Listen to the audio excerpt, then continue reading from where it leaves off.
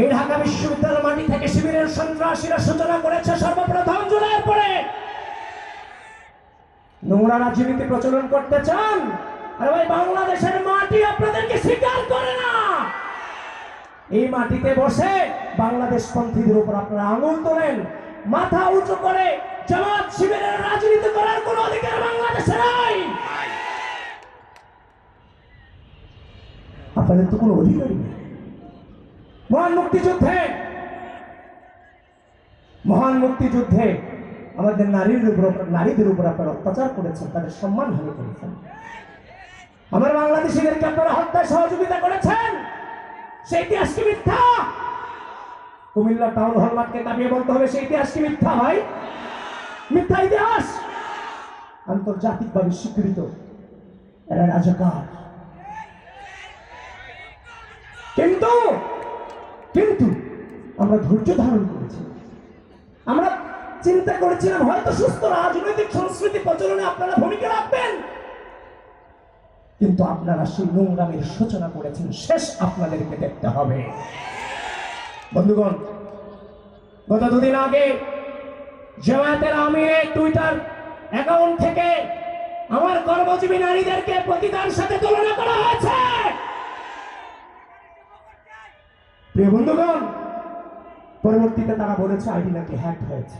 দেখেন, বিশেষজ্ঞরা বলেছে টুইটার অ্যাকাউন্ট হ্যাক করা অত সহজ নয়, কিন্তু যদি হ্যাক হয়ে থাকে তাহলে সে যদি খুব বেশি গুরুত্বপূর্ণ পার্সন হয় গোটা বিশ্বে, তার 24 থেকে 72 ঘন্টা সময় লাগে সে আইডি ফেরত পেতে, এবং নর্মালি সেটা 7 থেকে 8 দিন সময় লাগে সেটাকে ব্যাক পেতে।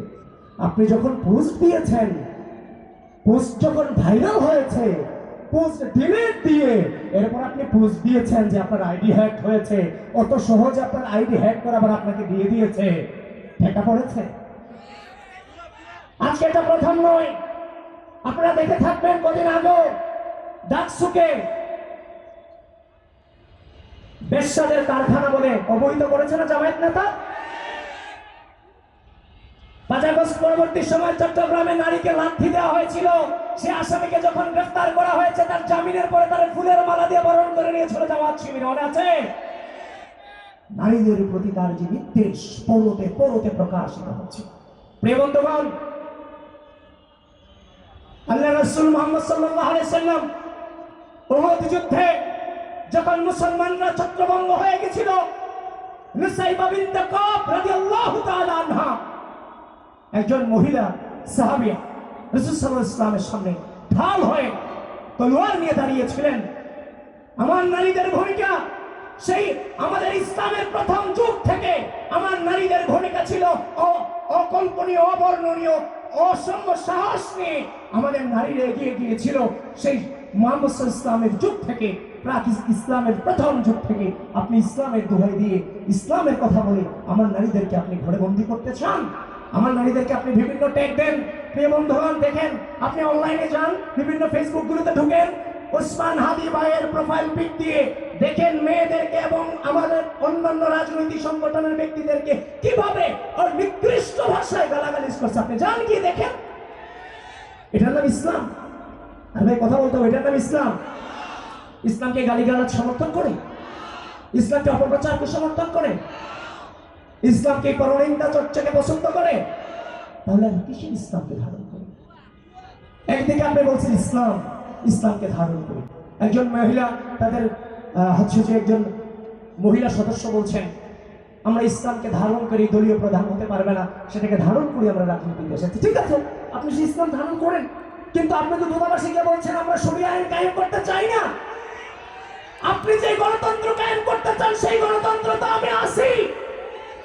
আমি যে গণতন্ত্রের দিকে আগাচ্ছি, আপনিও সেই গণতন্ত্রের দিকে আগাচ্ছেন, কিন্তু ইসলামের নামে মানুষকে কেন বিভ্রান্ত করছেন?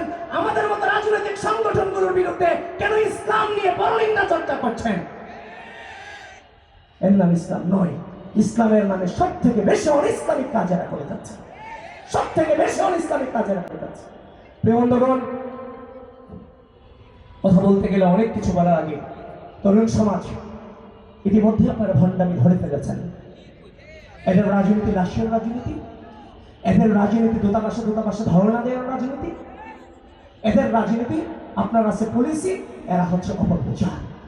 আমাদের পলিসি আছে যে আমরা সামনের বাংলাদেশটা কি দেখতে চাই।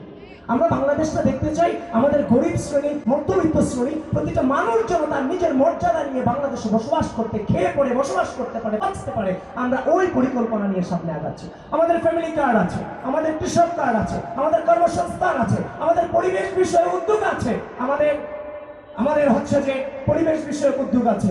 আমরা সকল বিষয়ে, শিক্ষা, ক্রীড়া, সব বিষয়ে আমরা পলিসি গ্রহণ করেছি।